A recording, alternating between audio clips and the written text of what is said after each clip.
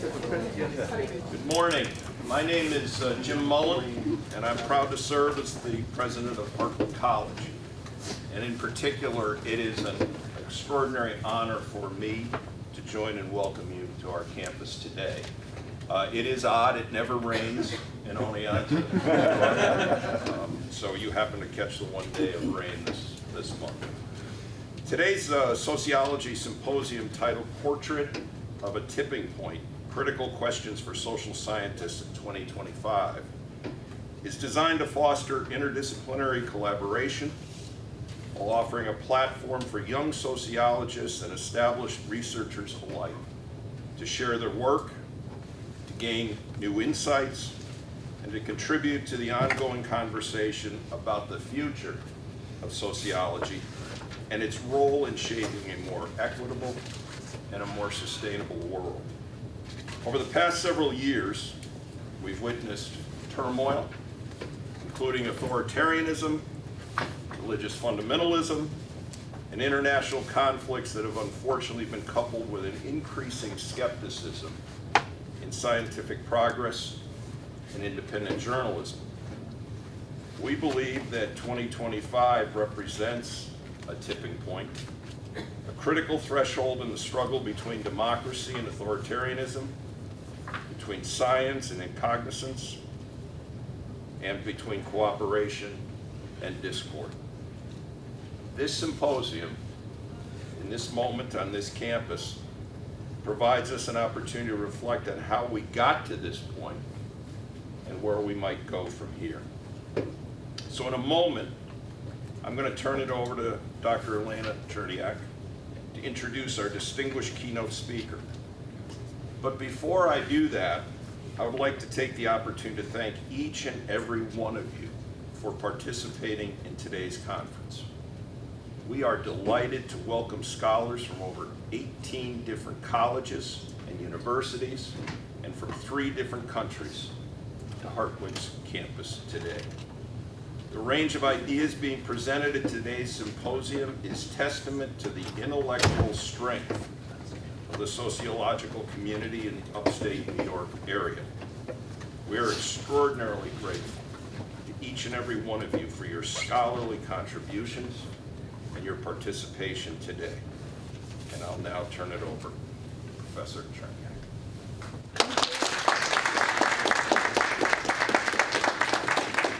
Hello everyone, I'm very glad to see all of you here, and even this kind of weather. And what I want to point out, the faculty and staff at Hartwick College deserve an enormous amount of thanks for making this symposium possible.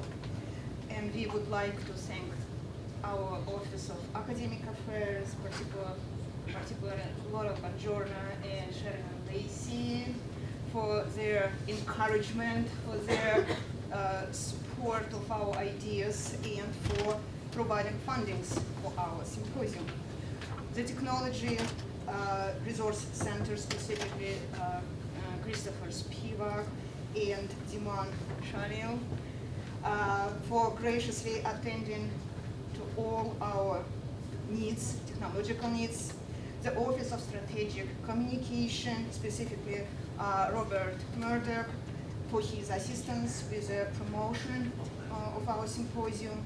Stephanie Brunetta also deserves special recognition for her amazing work in designing our website, which you're probably familiar with.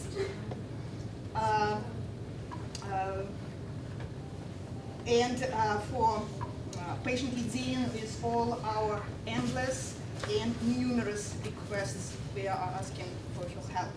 Also, we are very thankful for our catering and premium service, and Darwin Coop for providing lunch and refreshments you will be enjoying during the day. Silence Bajizi and Indigo Shepherd, our president and vice president of Sociology and Criminal Justice Club, were invaluable in the support of our symposium. Tiana Viskovsky, these students, you met them just at the registration desk. So Tiana Viskovsky is our student assistant for the Department of Sociology, Criminology, and Human Services. So they deserve considerable thanks. And we would also like, we need to thank our sponsors, the American Sociological Society and the Alpha Kappa Delta International Sociology Society for their sponsor and support of our symposium. And also, finally, I would like to thank Dr. Mike Heaney, who is a great colleague, who supported my idea 2 years ago when we first time organized this event. He is a great kind of colleague. I'm very lucky to have him in our department. And now I'm turning to him to introduce our special guest, which we are also very proud to have.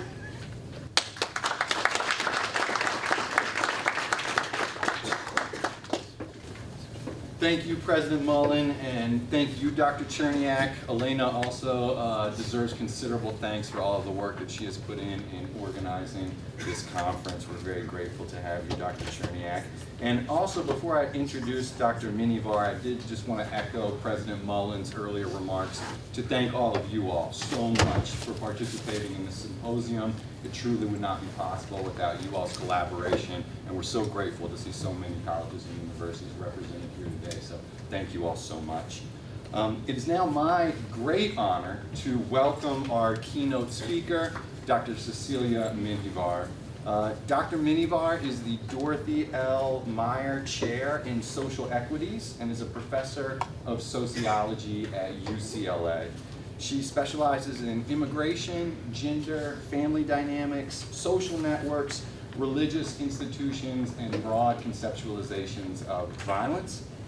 She focuses on two main areas of research, looking at the impact of immigration regime and laws on immigrants, as well as the effects of living in context of multi-sided violence. Minivar is interested in how state power manifests itself through legal regimes, as well as formal institutions and bureaucracies, and how these shape micro-processes of our everyday lives. Minivar served as the president of the American Sociological Association in 2022. In her seminal text, Fragmented Ties, Salvadoran Immigrant Networks in America, was the winner of numerous awards, including the William J. Good Outstanding Book Award. In 2024, Minivar was the recipient of both of two major ASA awards, the Jesse Bernard Award and the Public Understanding of Sociology Award. Dr. Minivar, we are delighted to have you. Thank you so much for coming. Please join me in welcoming Dr.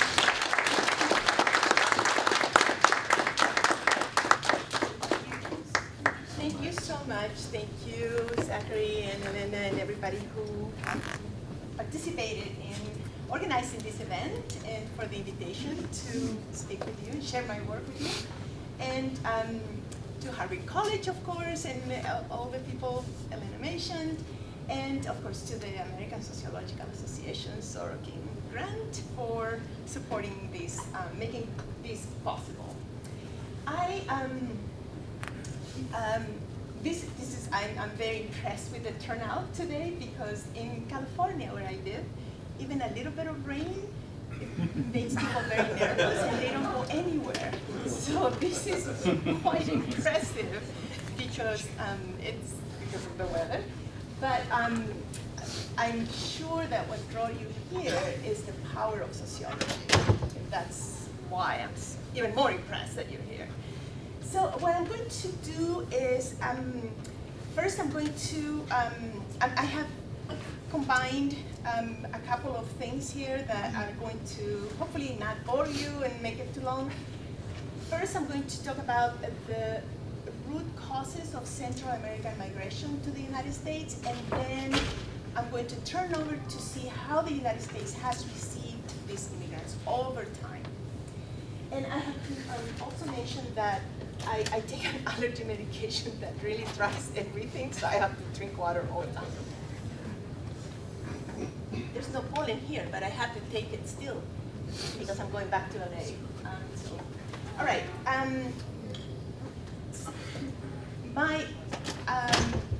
In my work, Central America has been very much the focus of my empirical research. migration from Central America was the migration from El Salvador specifically was the center of my first book. Then I have continued for the past 3 decades doing work on Central American communities in the United States, but also work in Central America itself. In the United States, I've been doing work in major projects I've had have been in San Francisco, Los Angeles, Phoenix, and Washington, D.C., and also an ethnography in rural Kansas that is still kind of ongoing. Throughout these projects, my attention and my focus has been on how the context of reception shapes the lives of these immigrants. And the context of reception includes, of course, the legal framework that receives them, how the laws and policies in the context of reception create the legal statuses into which immigrants are classified. Immigrants do not leave their countries as, for instance, undocumented. It is the receiving country that classifies them as such. So because Central Americans have been, since the 80s, when massive Central American migration started to the United States, they have not been received with welcoming reception policies. Their legal status has been central. It has been a hallmark of their experience in the United States. They have been, they've had a series of vulnerable legal statuses and temporary protected status, now that we hear about it in the news today, has been one of the statuses that they have had. So because of the prominence of legal status in the immigrant populations that I focus on, it's so central, I have been paying more and more attention to laws, policies, and what the state does through laws, policies, and bureaucracies that facilitate or derail or impede their membership and integration in U.S. society. So with that, root causes. We heard about root causes of migration during the Biden administration when Vice President Kamala Harris went to Central America to find out what the root causes of Central American migration was, and that was good intention there. But in my view, root causes are deeper and more require more attention and more fundamental change than creating just, for instance, sources of employment that may not last long. So in general, the root causes of migration can be summarized in very general terms in increased inequalities and insecurity for the majority of people. And by what I mean by central, the countries I focus on are El Salvador, Honduras, and Guatemala, which are also the countries that have received quite a bit of attention, but I've been studying these populations for a long, long time. Multiple forms of violence, economic dislocations, job instability, lack of opportunities to get ahead, many displacements within countries and also within the region. We often hear about the migrants from Central America who go through Mexico and make it to the United States, but since the 80s, since the countries were involved in different civil conflicts and civil wars, there has been quite a bit of displacement within the region. People being displaced from rural areas to urban areas, people being displaced from one country to another. Costa Rica, for instance, has been receiving quite a bit of Nicaraguans and Salvadorians, and so there's quite a bit of movement within the region, within countries, and then, of course, the population we migrated to the United States. These factors that have shaped the root causes were in place when the civil wars were being fought in the 80s and have only been exacerbated post-conflict, which is something that I'm going to try to mention in a moment. So we can think of individual reasons for migration. Each person has individual reasons for migration that can be connected in some way to the factors that I mentioned earlier. So for instance, if you ask people why they migrated, oh, because we didn't have good jobs or something. But I focus on what the states do to facilitate, to create conditions for people to leave. And the sending state, through policies and laws that I'm going to mention later, is important to see what the sending state does, but the receiving state plays an equally important role. So the US plays an equally important role in creating the conditions that people leave from Central America.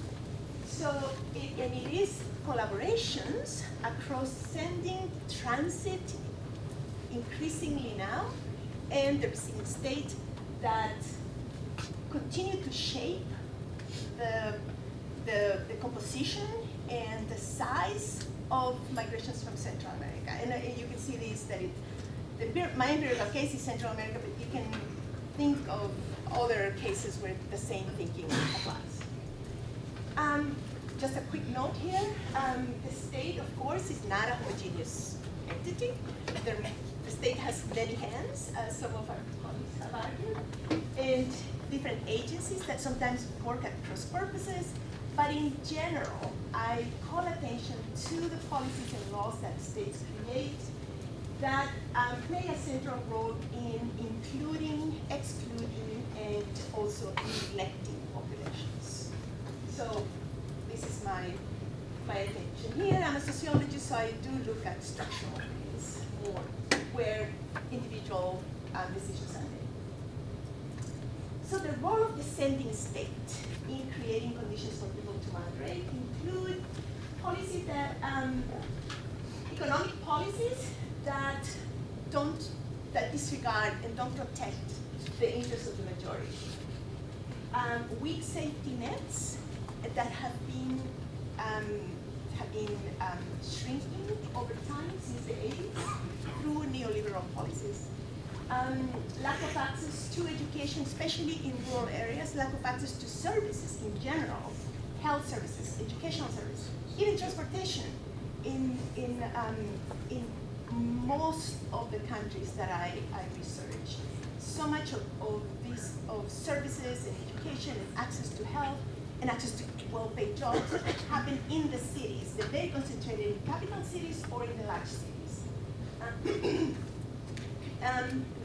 The countries do create jobs, but they tend to be low paid and insecure. And so there is quite a bit of unemployment, but also underemployment. So people who are able to graduate with a diploma in whatever specialization often do not find jobs commensurate to their levels of education. So underemployment is a huge issue there. Multiple obstacles to access healthcare, conditions have worsened due to natural disasters in the area. Honduras was practically destroyed by Hurricane Mitch in 1998. Remember this because this is very much connected to the temporary protected status. And El Salvador suffered 2 major earthquakes in January 2001, 1 month after another. So remember this because, again, this is connected to the temporary protected status. And so all these conditions didn't happen overnight. They have been accumulating historically. The conflicts,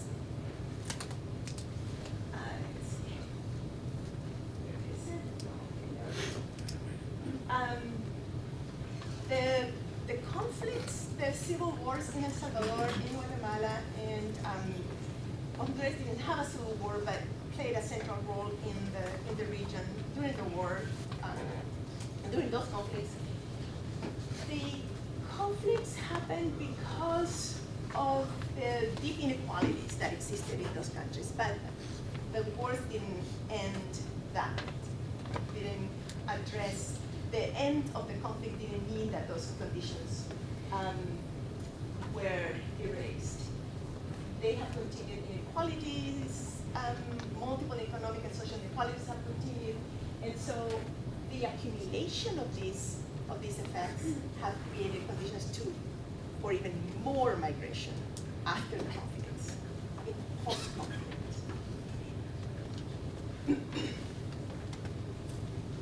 So the sending states, one response that the sending states have had for the list of issues that I've mentioned earlier has been to respond with militarization, with more police, more expansion of armies. Honduras created a militarized police to address problems that really come from inequalities, poverty, lack of access. And so they have been securitized, militarized, with quite a bit of impetus and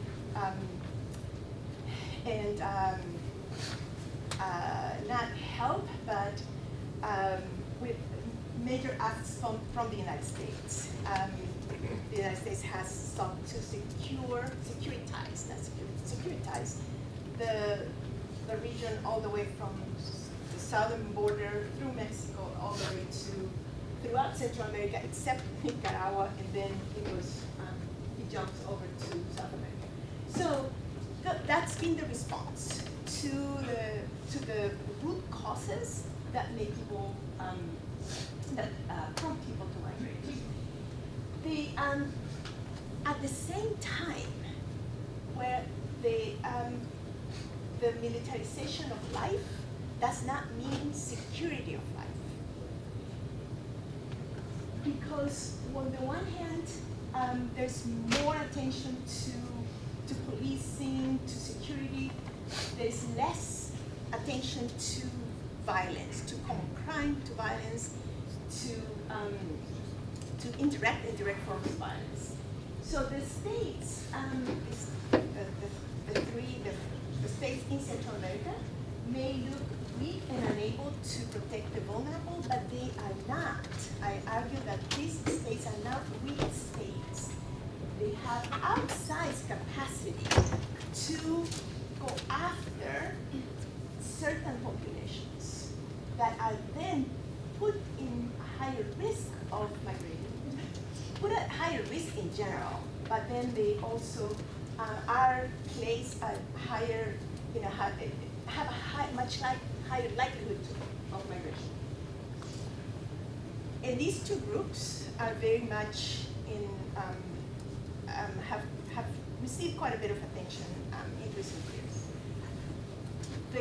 For instance, there's major impetus to clean the countries of gang violence through more militarization, not by creating more opportunities for education, for training, for jobs, but to militarize. Not to provide access in rural areas to for people shouldn't have to take 5 buses to get to a clinic, but to militarize. So the response has been militarization, more security, more securitization, and less attention to the root causes of what keeps Central America the way it does. El Salvador, I guess we have heard about the prison, in the largest prison in Latin America, where there are about over 100,000, mostly men, kept in really one of the worst prison conditions there are. And we have heard in the news because the Venezuelans who have been sent to that prison in recent weeks. But that prison has been there, and that is just the example we hear about of this trend to punish and militarize life. Also, this highly securitized approach to life does not protect women who are, does not protect women from violence. There are many laws in the books to protect women from violence. In fact, the 4 countries, Nicaragua, El Salvador, and Honduras, have about 56 laws and normatives in the books to protect women from violence. Yet they have some of the highest rates of violence against women in the region. Honduras at some point and El Salvador have the highest rate of homicides and feminicide in countries not at war in the world. So in spite of this police presence, in spite of this militarized police presence, that continues. And so, for instance, in a survey that I helped organize with UNHCR, 60% of women who migrated from the 3 countries, El Salvador and Honduras, reported attacks, sexual assaults, and rapes, but they wouldn't go to the authorities. The most important point in that survey was that the women had experienced all these forms of violence, but they did not report to authorities because authorities would ignore them, wouldn't even attack them actually. So, so they don't have this outsized security apparatus is not designed to protect vulnerable populations and women in particular. I can talk about that because that's my other area of research, but if you have questions about that. I have been talking about the sending state, what the countries, the sending countries do, but it is incorrect to only talk about what the countries do, because the receiving state, the US, has played a major role in creating the conditions that people live. So these countries, of course, these are very small, poor countries. They're not really, they don't have weak states, but they are very, they're not major players. So the United States has played a key role since post-World War II in creating conditions there. So following Heba Kowalmet and Assassin, we have to remember that migrations don't happen anywhere. Migrations are very highly structured. We know why people migrate, but we also know why they go to certain countries. And according to both of them, migrations are very patterned, and they go to the center of power, the place where the power that shapes the conditions that you live in happens. So it is not surprising that Central Americans migrate to the United States. There are, of course, historical connections and social networks that facilitate that, but structurally, it is not surprising to see Central America migrate to the United States, to the center of power for that reason.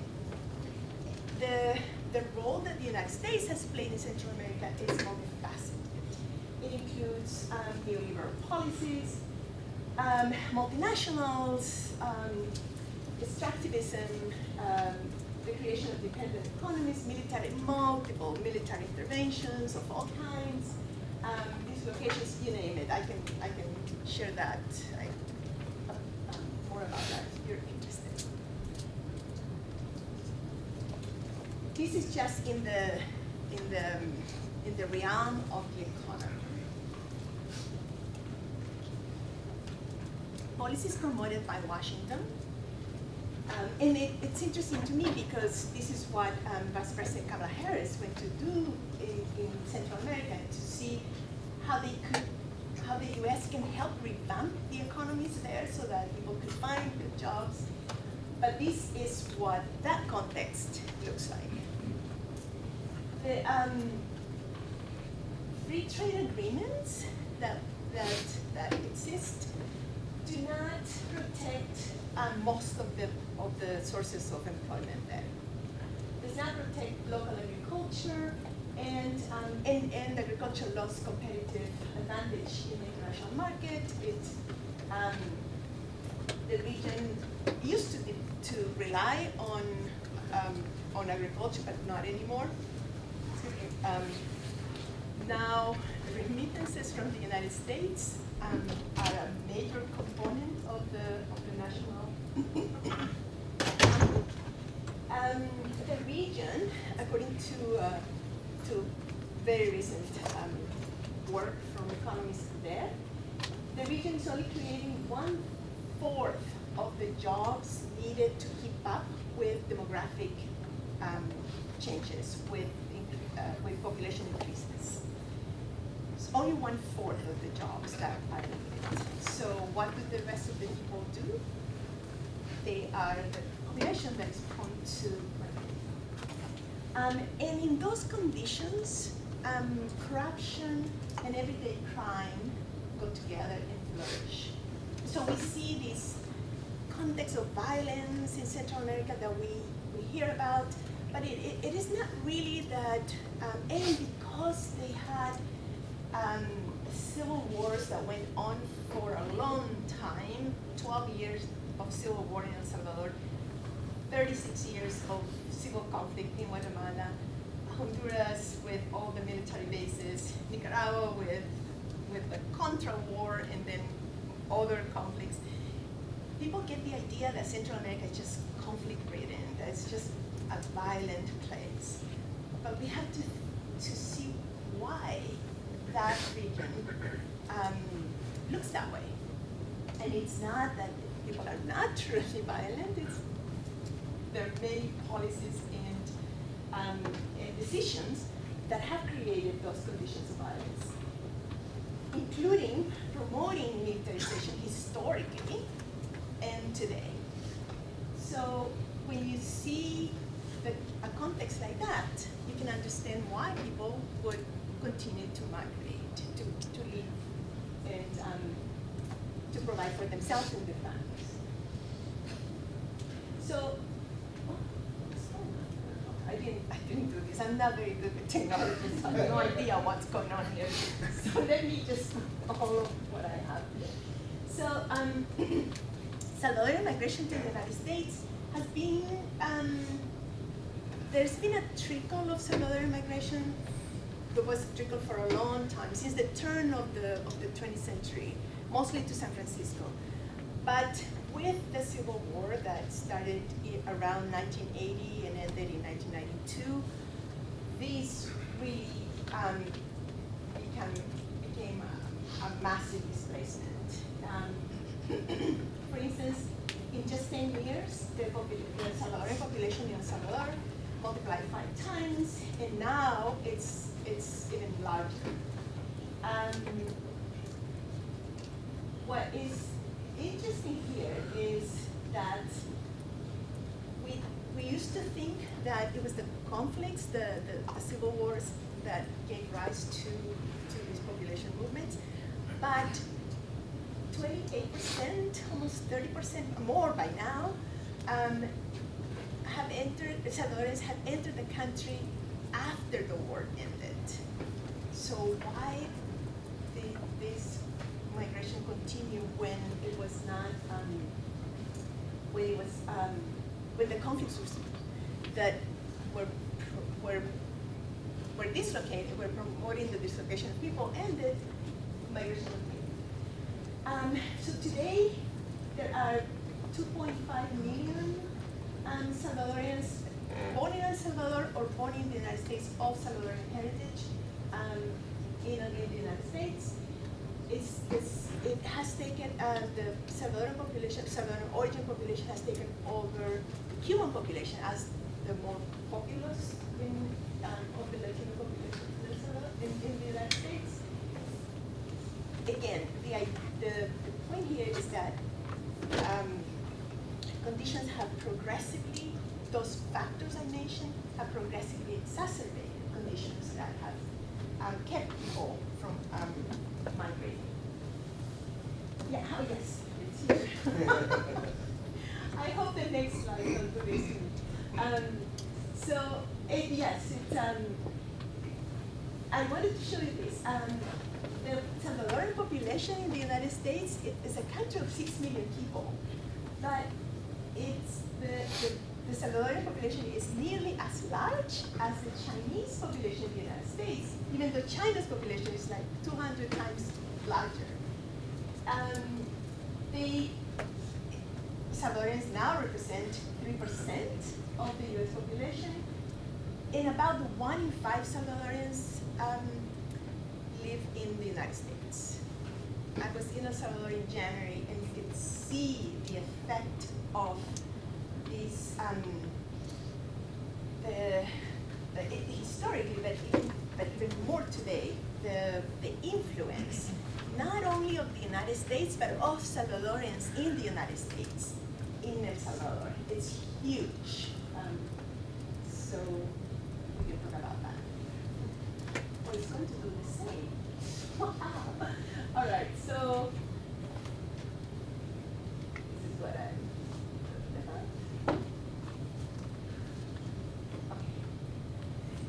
So this, in my view, this is what explains the continued migration of Salvadorans to the United States. Conditions have not changed. New forms of violence in this post-conflict society, peacetime societies, has increased. In fact, Guatemala and El Salvador had higher rates of homicide in peacetime, in post-conflict, than during the conflict. Mature social networks of immigrants, of course, make this possible. And remittances are seen as the solution for the conditions that I mentioned earlier. People don't have jobs that generate decent living. So this is why, in my view.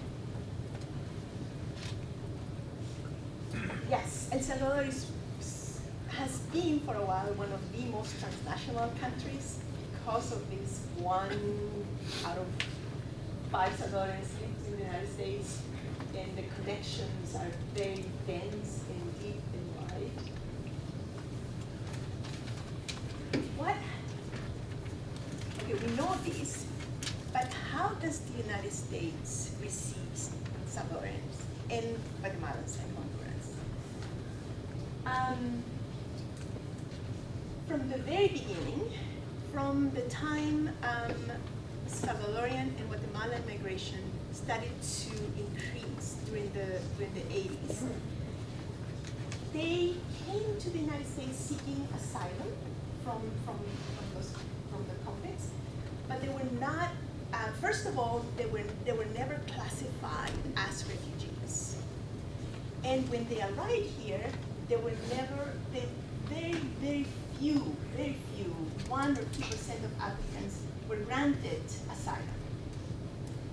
Even though the US State Department would provide reports annually about the violent conditions in their countries. So we wonder why. Why the disconnect? Recognizing that those societies were at war, in civil war, that people were being persecuted, that people couldn't live in those conditions, the United States never recognized them as refugees and would deny most applicants, 98% of applicants for asylum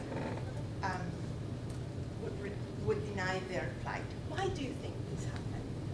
In my view, again, it's because the United States was so invested in those civil wars, sending $1.5 million a day to El Salvador, only in military aid, not counting all the other aid, and only to El Salvador. So the United States was so invested that they simply recognizing the plight of the people seeking protection would have contradicted its foreign policy in the region. So it would have made the State Department look, the many hands of the state would have conflicted with each other. On the one hand, the US was providing huge, even advisors on the ground, military advisors on the ground. It was heavily invested.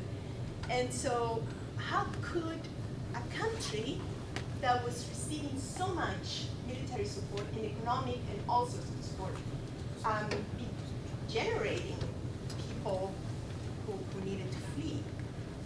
Why was this country that the US was supporting in trying to get rid of the communist, in those days it was the communist opposition that the US was invested in eradicating?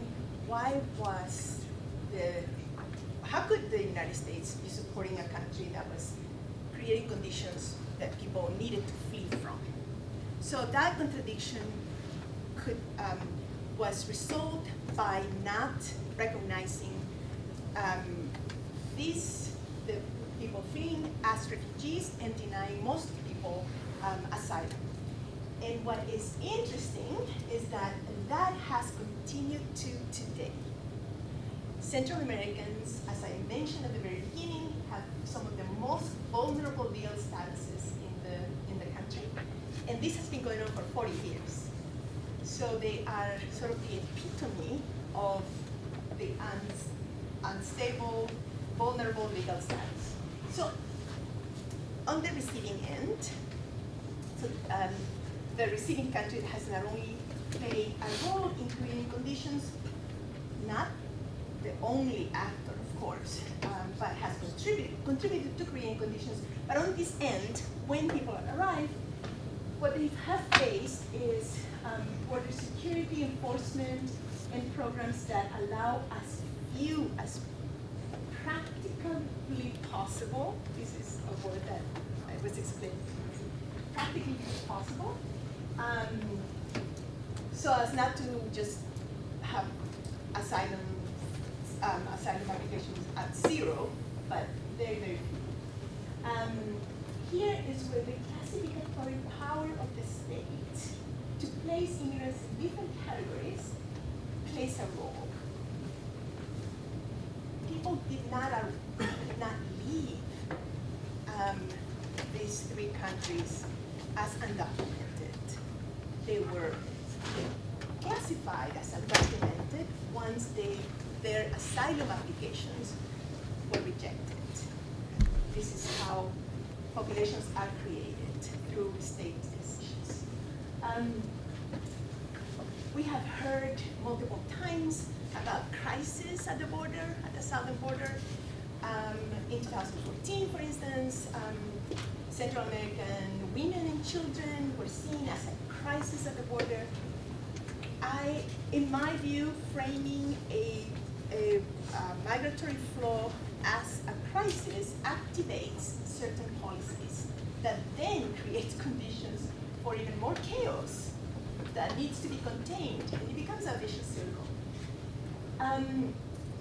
They have been met also with policies that criminalize immigrants, but also asylum seekers, and that reclassify asylum seekers, people who need protection, as irregular or undocumented immigrants, and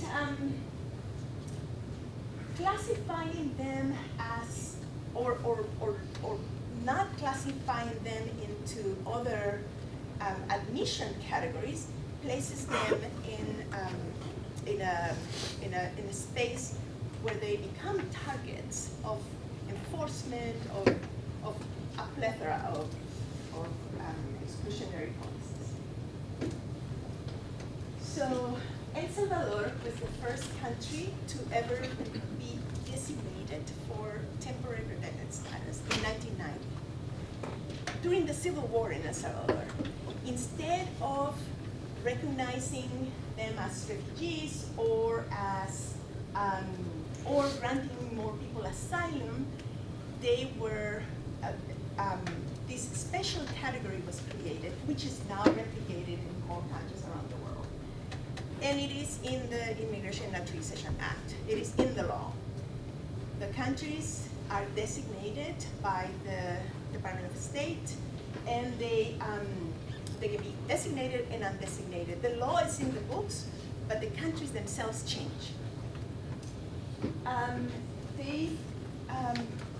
That first designation ended in 1995, at a time when being moved from having temporary protected status to losing that status was not so, it was beginning to be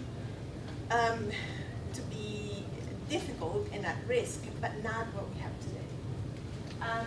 So in 2001, in 1999, Honduras and Salvadorans were given again another temporary protected status, which continues to today. And that's the natural disasters. There are asylum applications from these two countries continue, and Guatemala too, continue to be very, very, very low. For instance, in 2023, over 11,000 new applications, only 102 were granted. It's very similar to the 80s when they were being the civil wars. On Honduras, the same, very, very low application rates. So what is temporary protected status? It protects immigrants who are unable to return to their country of origin due to a natural disaster, an armed conflict, an environmental disaster, an epidemic, and other extraordinary and temporary conditions, supposedly temporary conditions. However, Salvadorans and Hondurans have lived on TPS for 25 years or so because of extensions. And both countries were granted, were designated for temporary protected status, not because of violence, not because of anything like that, but because of the natural disasters. Beneficiaries are not removable from the United States, but they have to renew their permit every 18 months. They are granted travel authorization, and it is in the law that it cannot, people on TPS cannot move to a more permanent status. It is written in there. So it does have an effect on integration and membership. The requirements include continued U.S. residence, and it is only extended to people who are already in the United States. This is not for people arriving at the border. That people shouldn't have any felony convictions, maybe 2 minor misdemeanors, and they should not pose a threat to national security. This is a very blurry definition, up to interpretation by whoever reviews the applications. And they have to register and reapply every 18 months. And each time they reapply, they have to pay $495.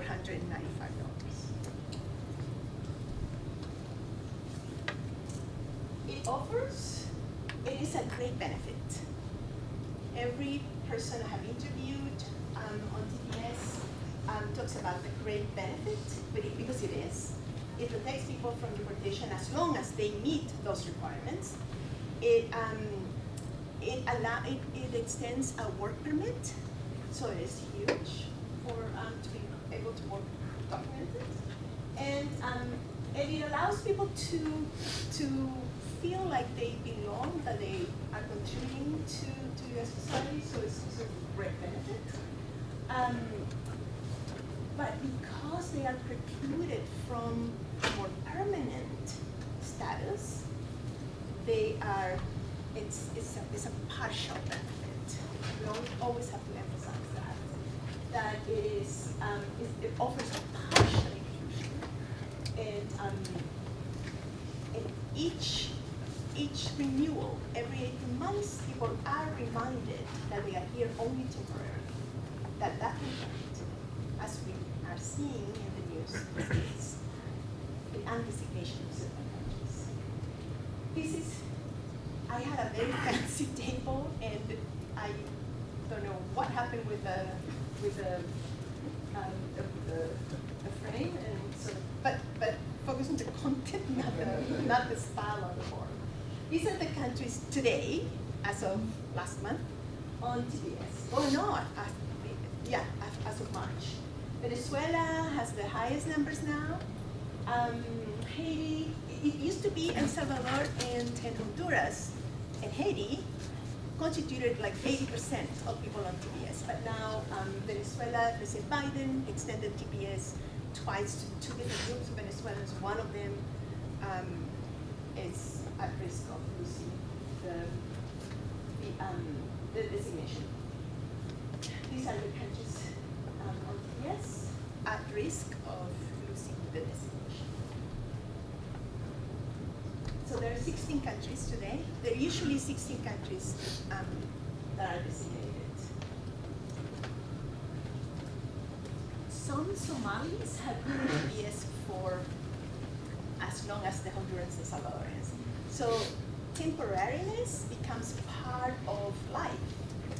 Living in legal limbo for 25 years does have an effect on people's lives. So I want to get to something that I did. This is where TPS workers tend to be concentrated, and they contribute quite a bit to the economy. Many have US-born children who are contributing in their own ways. TPS holders, it's estimated across the country, not only Salvadorians and Honduras, this is all the 16 countries estimated, have about 320,000 US citizens, live with adults and children who are US citizens, and they live across the states. Skip this one because I want to get to a survey that I did for TPS holders. The Central American Resource Center in Los Angeles, contacted me to see if I could provide a demographic profile of Salvadorians and Hondurans on TPS. This was in 2016. And because they were going to start advocating for a more permanent solution for people who had lived for 20 years in the United States in this legal limbo. So I did a survey, I coordinated a survey of over 2,000 Salvadorians and Hondurans on TPS in these different cities. I worked with community organizations to be able to conduct the survey. We trained TPS holders to do the survey, to survey other TPS holders. I can talk about that. And this is the demographic profile that came up from that study.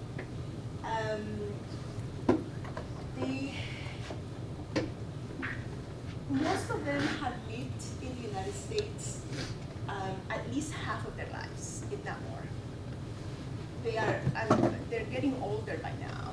People who migrated and had to be present in the United States in 1998 and in 2001.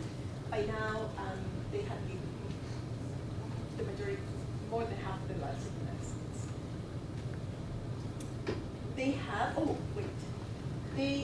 they have children. Almost 2/3 have children born in the United States in my survey. And, but they also have children, of course, still in El Salvador, whom they have not seen, because even though in theory, TPS allows people to travel on advanced parole, a lot of people are fearful to travel, and even if they have something urgent to do, they really do not travel. So these children who are still in El Salvador, they haven't seen their parents in 2 decades. Technology makes a lot of connections possible, but that's their educational levels are here. Many have continued their training and education in the United States, and especially when they start working in a sector, in a job that requires additional training, they have granted GEDs, certificates. So even though their average level of education when they arrived was about 7.6 years, they have continued to acquire more education. So a huge benefit of TPS is a work permit. So, and remember, people have parents and children to support in El Salvador through remittances, and in Honduras. Guatemala does not have TPS. It was never recognized as a country that deserved to be designated for TPS for different reasons. So they use these work permits quite a bit, and so they have a labor force participation that is higher than comparable groups across the board, higher than documented immigrants, higher than U.S.-born, the non-immigrant population. Their levels of labor force participation are very high because they make use of those jobs, of that work. That are self-employed, but I want to draw your attention to these. The number of jobs they have, 1% of men and almost 1.6% of women in the survey have 3 jobs. Again, this is a population that sees their work permit as an opportunity that they can't pass up. So they make sure that they work a huge amount of hours. It was not easy to access to reach people to do the survey because they are working so much all the time. To the point where when during the first Trump administration there was talk of undesignating these countries for TPS, a lot of business owners wrote letters in support of not ending because they need this labor force. This labor force has already quite a bit of experience, and employers rely on them, so they wrote letters. Remittances are very, very key for this population. They remit quite a bit of money. One interesting thing that came up is that it's not here, but men remit more money in absolute terms because they earn higher wages. But women remit a higher percentage of their earnings and for a longer period of time. So often men start decreasing their sending money, but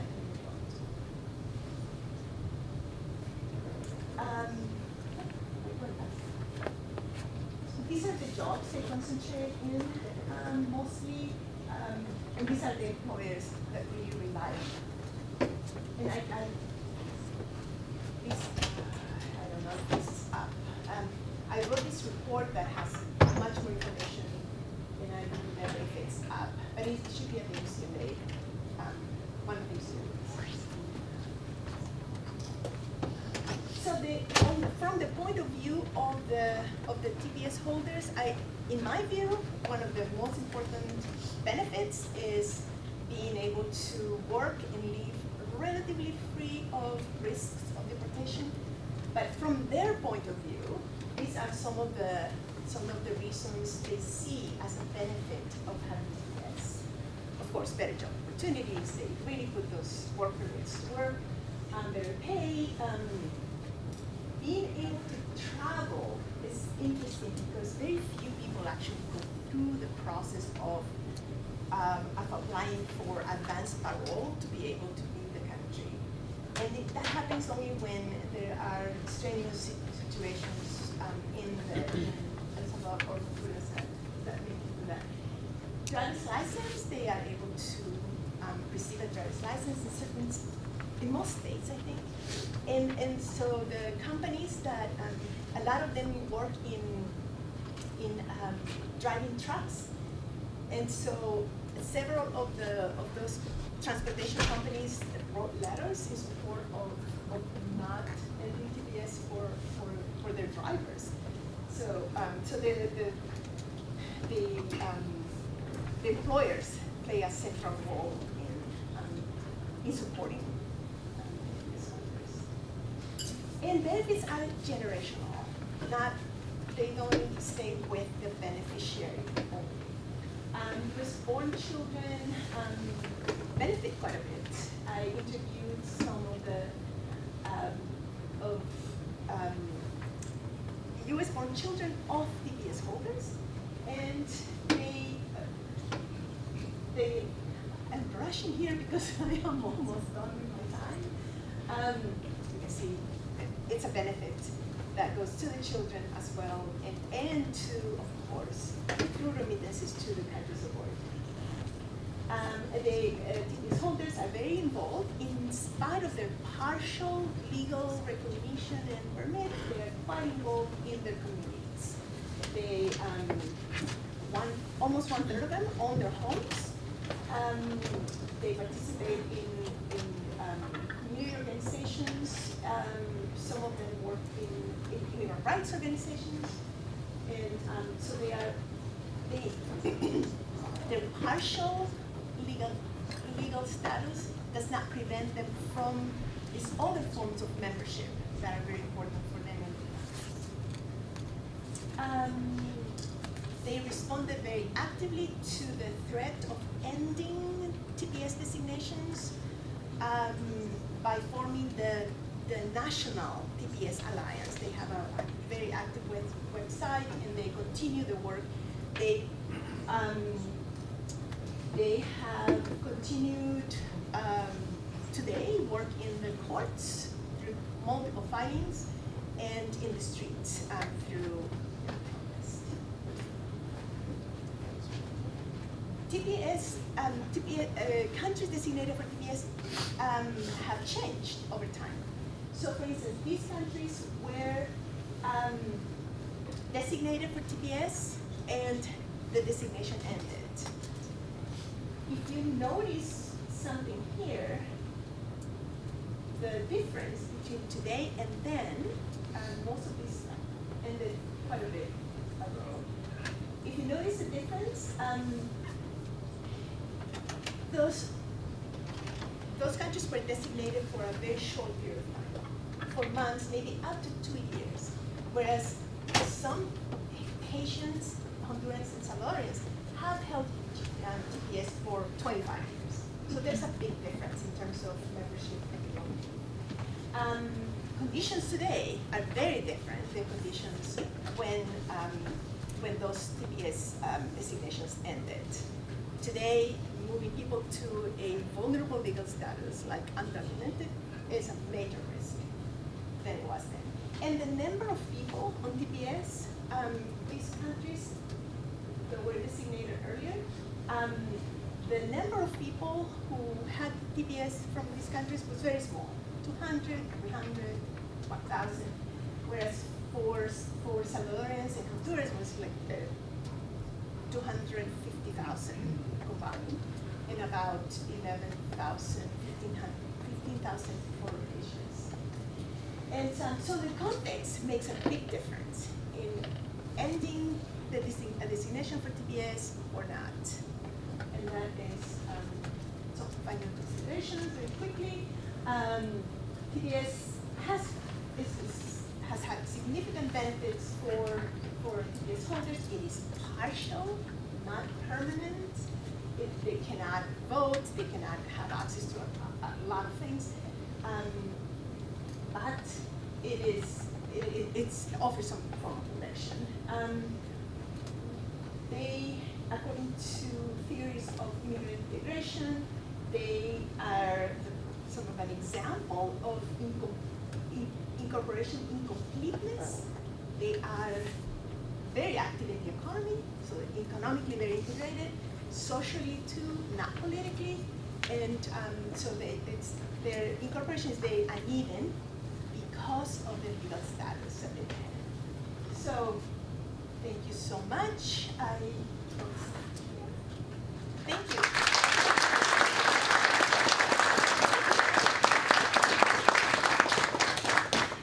Time for...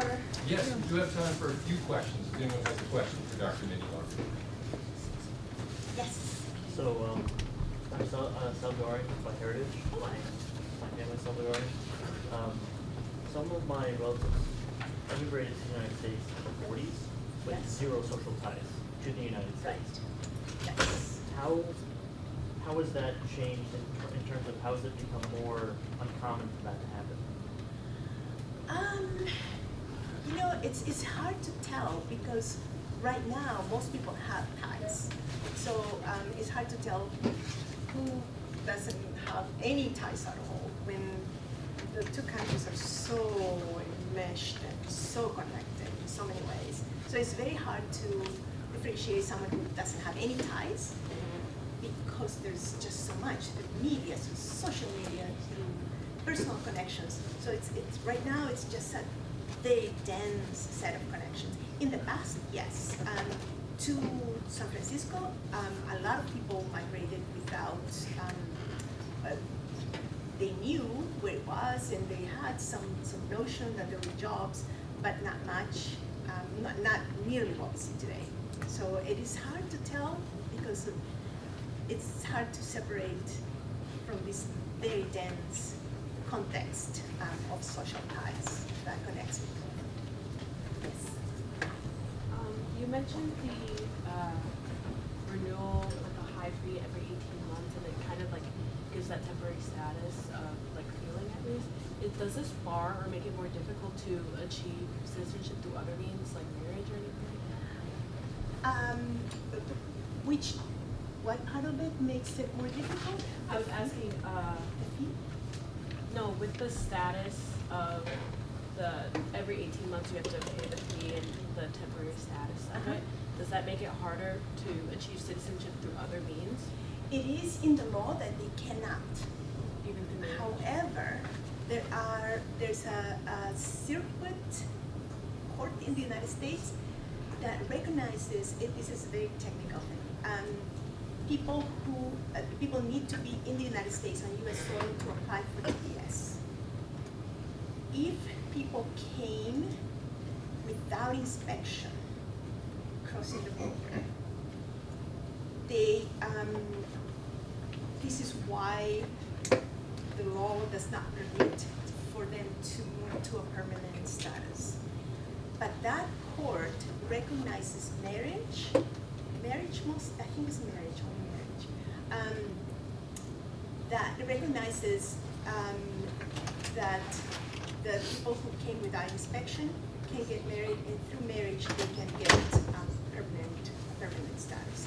But it's only one court.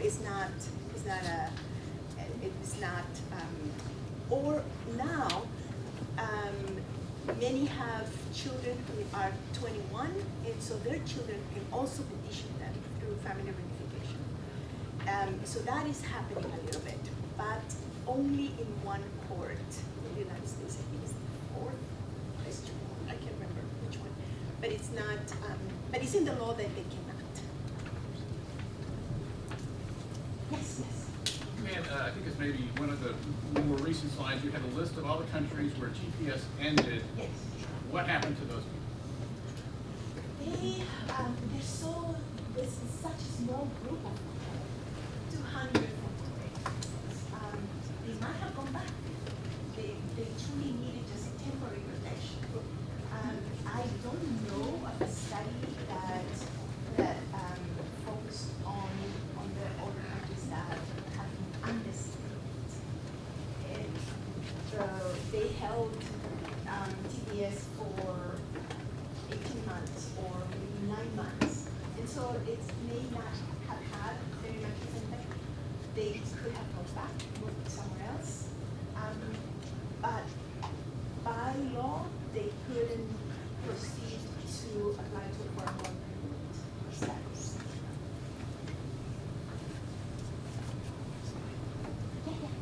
Jessica, how much awareness is there about the TPS program in the home countries? Like, do people have knowledge of this program when they're coming with the intention of applying for it? You can't. No, you can't. Because TPS is only granted once people are on U.S. soil. This is not people coming in. So people aren't coming with the knowledge of this program in there? No, because there's also a deadline for application. So only the people who are TPS are TPS, who applied by the deadline that was given initially after the disasters. And they renew, so they've been on TPS, but no new applicants. So they don't migrate with the intention of applying to the, but everybody knows about TPS in those two countries. Banks make special arrangements for people who receive remittances through TPS to buy homes for discouragement loans. It's very, very well done. Very well. Yes. I think we have time for maybe one more question. Yes. I appreciate the fact that the United States has some obligation here because they created conditions structurally that led to this. And I'm wondering, like, I appreciate your conclusion as well about why can't we just grant them citizenship. And I'm wondering, do you see any, like, movement in that direction? I know our political system is in a shambles right now. But leading up to today, have you seen any movement in that direction or any attempts at resolving TPS so that people can actually stay and live their lives? No, there was a moment at the end of the Obama administration when this could have happened, and that's when this immigrant rights organization contacted me to do the profile, because this profile was going to be used to show who the TPS holders are to members of Congress, so that they could support a more permanent solution for those TPS holders. But then things just went in a different direction. And so that profile was then used not to advocate only for a more permanent status, but also to advocate so that the countries are not undisciplined. And so it became a double objective. And I actually accompanied some of them to different congressional offices to share the profile that I came up with. And so the effort now is to not have countries undesignated. And so that's sort of where the effort is, not so much in the direction of a more permanent status. First, people would have to move to lawful permanent residence and become LPM, and from there, citizenship. So it's a much longer process. But even to lawful permanent residence, that's kind of in the back burner for now. The effort is on not undesignated countries that have been designated. Fantastic. Thank you so much.